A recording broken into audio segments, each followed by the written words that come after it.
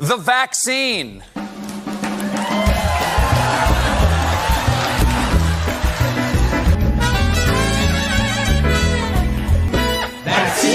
Many months later. Next year will be our last season. The network will be ending The Late Show in May.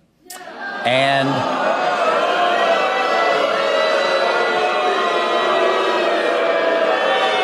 ladies and gentlemen of America, it is my proud honor to announce that today, Thursday, July 17th, will forever be remembered in the hearts and souls of the American people as Liberation Day, because the one and only Trump-deranged Stephen Colbert has officially been canceled. His show will be off the airwaves permanently on CBS beginning here in 2026. His show is being canceled after apparently, newsflash, I know everyone is so shocked to find this out, but he wasn't really getting a lot of viewers or ratings these days, it turns out. And I really do have to say, okay, all political issues I have with him aside, and his entire show was just pure Trump derangement syndrome for 60 minutes.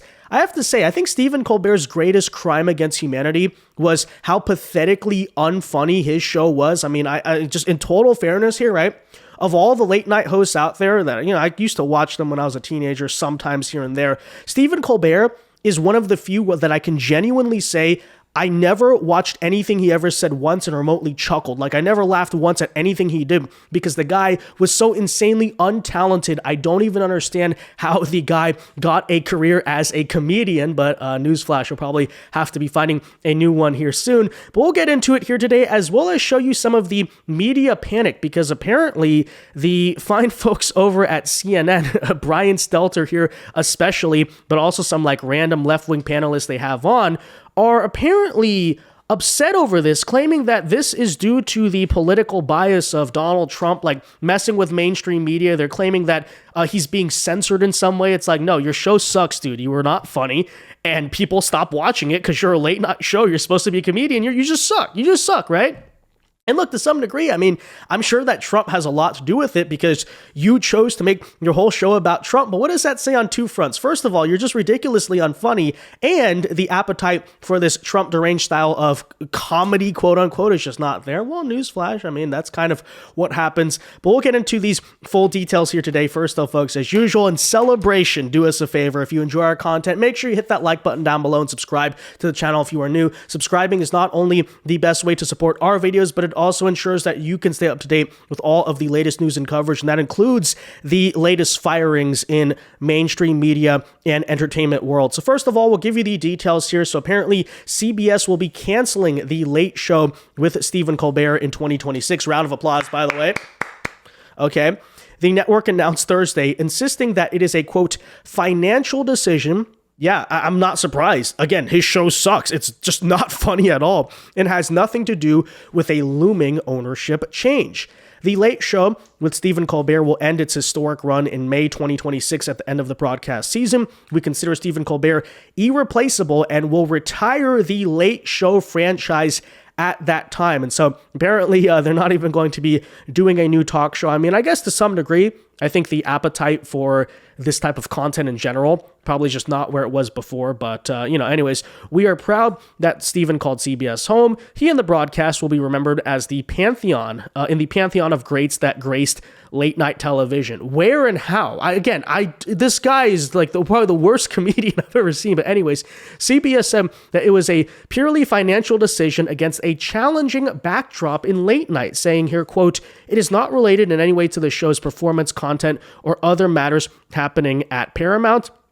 So, here goes on. He apparently, went on. He took up, okay, I guess this is the guy who took over from David Letterman. I mean, what a downgrade there. But of course, as you know, basically for the past decade, the entire show has been about liberal politics, and you essentially know how that goes. So Colbert has been outspoken with his criticism of Paramount settling against President Donald Trump's lawsuit over CBS's handling of the 60 Minutes interview. And there's been all this concerns, internal conflict here. Apparently, California Senator Adam Schiff is weighing in on it for some reason, okay? Saying here, quote, just finished taping with Stephen Colbert, who announced that his show was canceled. If Paramount and CBS ended The Late Show for political reasons, the public deserves to know and deserves better.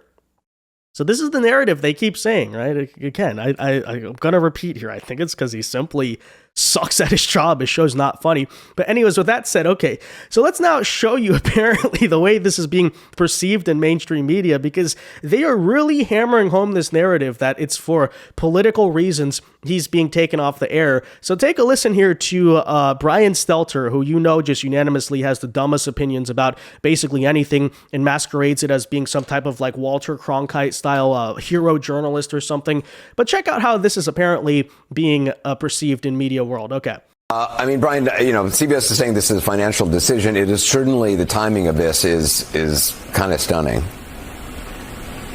Right, from the optics standpoint, the timing could not be worse for CBS. Colbert is such an outspoken Trump critic. He's just back from vacation, and as he showed there on Monday, on his first night back from vacation, he's also a thorn in his parent company's side. So this looks to a lot of Colbert's fans like another form of capitulation by CBS to the President of the United States. If you look at Colbert's Instagram page already, his fans are pouring their hearts out and blaming CBS for this.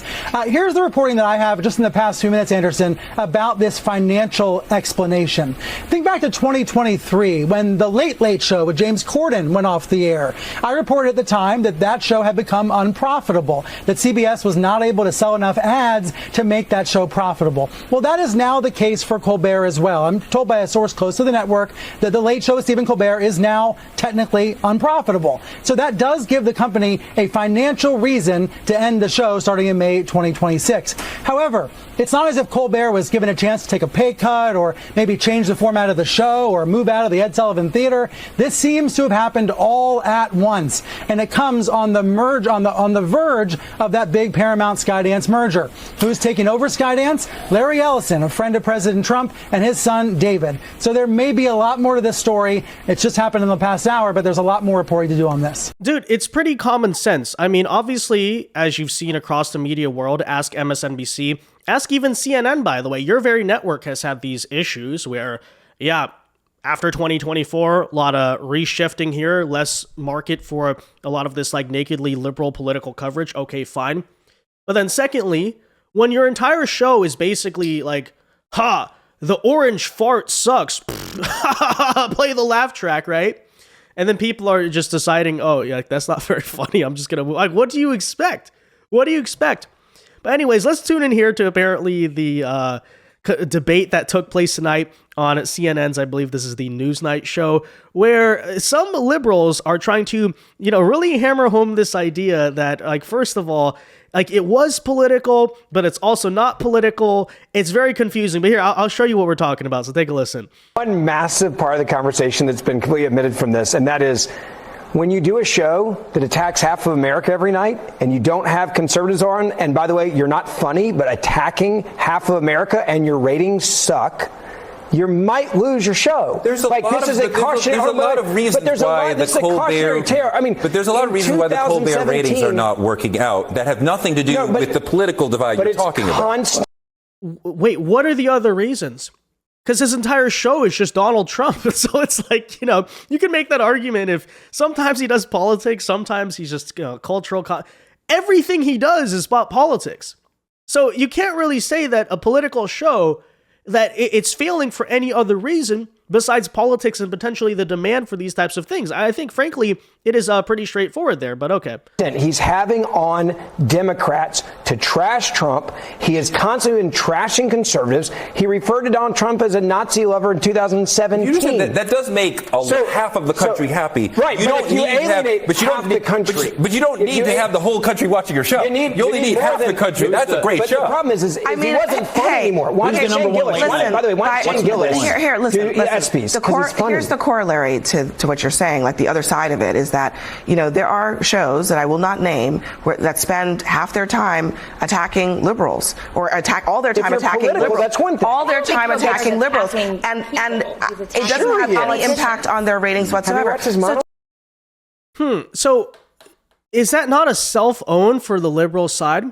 Because guess what? Apparently, some of them probably are not. You've seen reshifting, by the way, in the conservative media world as well. But okay, fine. Guess what? Those shows are profitable. It's very straightforward. They make money. They make enough viewers to justify keeping them on the air. If they're not profitable, then you take them off the air. It's pretty straightforward here, right? So the central conclusion Abby Phillips is still giving us is either A, that liberals have completely collapsed in America, which I think there's truth in, but also B, that Stephen Colbert just sucks, okay? He just has the worst show of all time, which is also true. So to Ray's, he hates guys like us. So to Ray's point, I don't necessarily think that's really on the ratings front. I don't really think that's really what matters. Are his ratings good? They're dismal. He's getting paid by a cable news late night show. Let's be clear about that. The real problem is more like Netflix and the reasons what the democratization of the entire television landscape. There are so many more options for people to watch. That's going to cut into and that can be part of it. But let's go back to, you have a guy that does a show that's funnier on cable that gets bigger ratings, and they had warnings. That's extremely debatable. No, it's not. It's not debatable. It's not. It's an objective fact. Stephen Colbert is not funny. Okay, you know, I will not share quarter with anyone who claims that show is funny. It is just not the case. Okay, I'm right and they're wrong. Just very simple. He's number one. He's number one. The funny part is what I'm talking about. Well, but you don't maybe like him because he actually and listen, with us. The reason I say it's debatable is because every human being in the United States of America has a right to decide what they find is funny.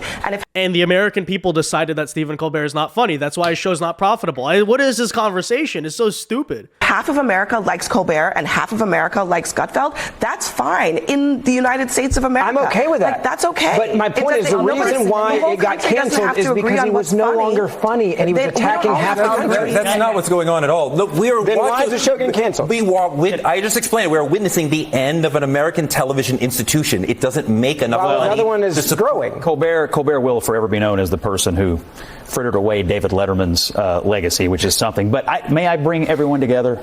I think you're both right. I think your conversation about the television model is correct. I think your points about the conservative, anti-conservative bent is correct. But I would just submit this is not even the most important media story of the day. They're voting right now on the House floor to defund PBS and NPR. And to me, late night shows going away versus what the Republicans are finally doing after all these years, it might actually be a more important story than all the people who are in mourning over Stephen Colbert, which I mean, I'd also like to note too, by the way, I'm pretty sure CBS has a streaming platform and all that stuff, right? So you talk about the democratization of this comedy type of stuff, right? Bill Maher's on HBO, Netflix has a bunch of comedy specials. Okay, it's called a free market in some ways, right? The reason Colbert lost is because his product objectively sucks then, Because why couldn't they branch out? Why couldn't they break out? I mean, you actually have like two advantages. When you're on cable and you can stream that same show to online platforms, you have an advantage because a lot of these things aren't on cable. So you got like two markets to be appealing to here and making money ads on both of them. You fail on both fronts. I mean, what does that say? Your show sucks. You're not funny. He's not funny, okay? You should be sent to trial for some of the jokes he's just totally said throughout the years. Not in the sense that, anti-Trump, whatever. In the sense that they suck. Okay, it's like, how was that ever on the air? All right. I think we should modify the First Amendment to make some of Stephen Colbert's jokes. No, but kidding aside here, right? Okay, so with all of that in mind, it's worth noting apparently at the same time today, keeping up the theme here of these disgraced media figures, that Joy Reid, okay, so I think are Joy Reid and Stephen Colbert going to get together here and do a podcast? By the way, Joy Reid apparently has a show now. It's not doing all that fantastically because, newsflash, when you don't have these massive cable news budgets propping you up, a lot of these people just utterly collapse. But today she went on the Piers Morgan show, and Piers kind of grilled her a little bit on her firing from MSNBC when she's been crying racism and all this other nonsense for a similar reason. She basically was canned for almost identical reasons. Nobody's watching her show because in her case, like, her political commentary sucked, right? Same old shtick. Oh, this is racist. That's racist. Well, over time, people, I guess, basically got the point and stopped tuning in. Even liberals stopped watching her show. But let's listen to her pathetic excuses in this long-standing trend of grabbing the popcorn and watching liberal media collapse. So take a listen. Away, denaturalizing. That's Idi Amin behavior. There's a black fascist that you can compare it to. Okay, let's move on to, I want to just play a clip of when you lost your job at MSNBC. Let's watch this. My show had value and that, I'm sorry, that what I was doing had value. And in the end, I'm sorry, I try not to cry on TV. And whether it's talking about any of these issues, and yes, whether it's talking about Gaza and the fact that we as the American people have a right to object, to little babies being bombed. And I am not sorry that I stood up for those things, because those things are of God. And you know, I'm a church girl too, and those are the things that I was taught were of God. And so I'm not sorry. I'm just proud of my show. That's Stephen Colbert tonight, by the way. Just want to point that out. Now, look, you're perfectly entitled to be proud of your show. Many people enjoyed your show for many years. You know, a lot of people at NBC were briefing that the reason was declining ratings post the election, a 47% decrease in your election, in ratings from pre-election. But you told Mark Lamont Hill on his show this.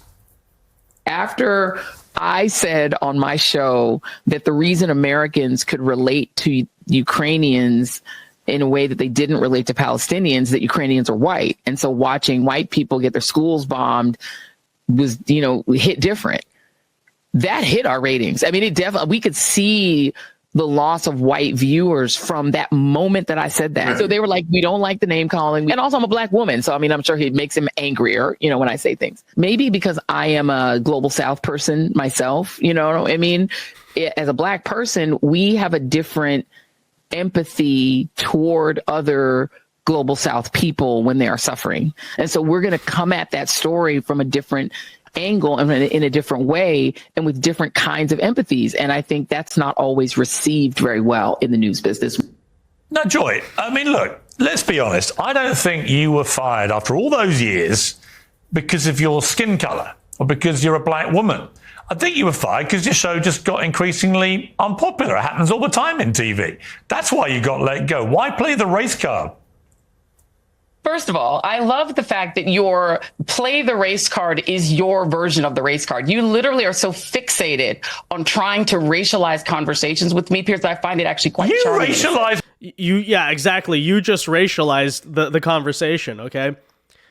And by the way, I'm pretty sure your ratings were declining before this, but okay, anyways. More conversations in your tenure at MSNBC than any host in history. All right, Mark. All right, Piers. And the bottom line is you take an entire conversation that I had with Mark Lamont Hill and pick the bits that you can racialize because this is your shtick. And I get that this is your shtick. You racialized everything, Joy. Come on. I get it. Correct. You do racialize everything. I understand this is your shtick, Piers. And listen, game recognizes game. I get this is your game. It's not my shtick. And the bottom line. It was your shtick. It is your shtick. And everyone knows that it is. Piers, we understand what it is. And it is so interesting to me that you yourself, as a white European, find that when people of color talk about race, that you believe is racializing conversations. But when people like you.